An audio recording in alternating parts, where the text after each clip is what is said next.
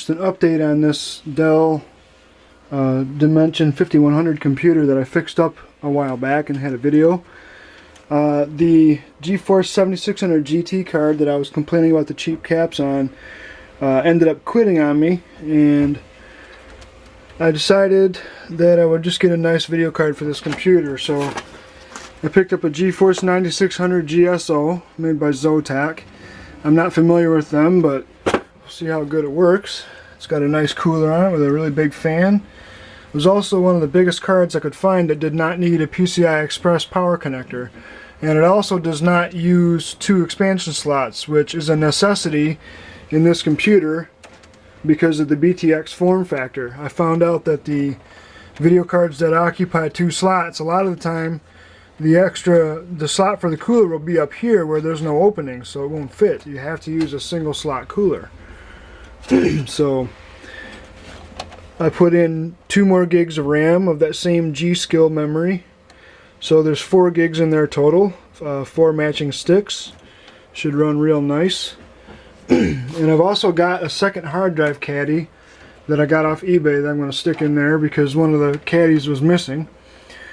And I've replaced that junky hard drive that I had in there with a nice Western Digital Caviar Raid Edition 320 gigabyte. And in the slot below it here I'm going to add 160 gigabyte of the same series. So I'll have a nice little computer here. I'm going to fire this up and see how much it improves the Windows benchmark scores. Alright, I'm downloading the NVIDIA driver right now actually. And so far Windows is working good, but we'll see what happens after I get this driver installed, and maybe I'll even try to play a Blu-ray or something. It's a big old driver.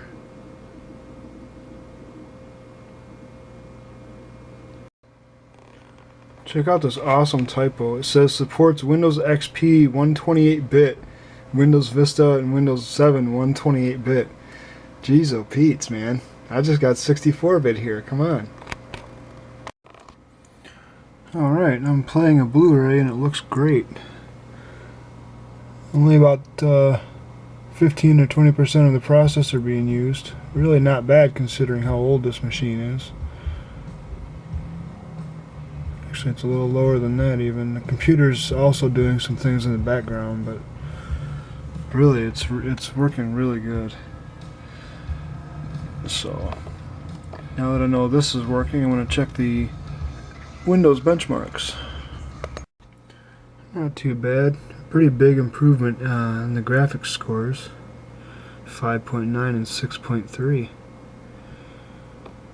It's too bad this motherboard doesn't support a dual core processor.